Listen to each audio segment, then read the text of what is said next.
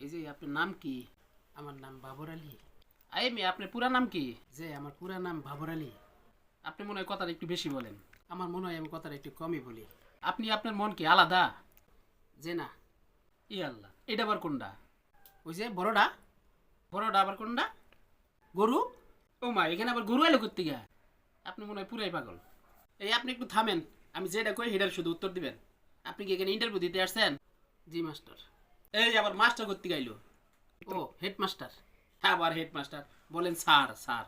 জি sir. আচ্ছা, আপনার একটা ইন্টারভিউ আজকে নিবই, দেখি পারেন কিনা। আপনি কি এই মূলাটা দেখছেন?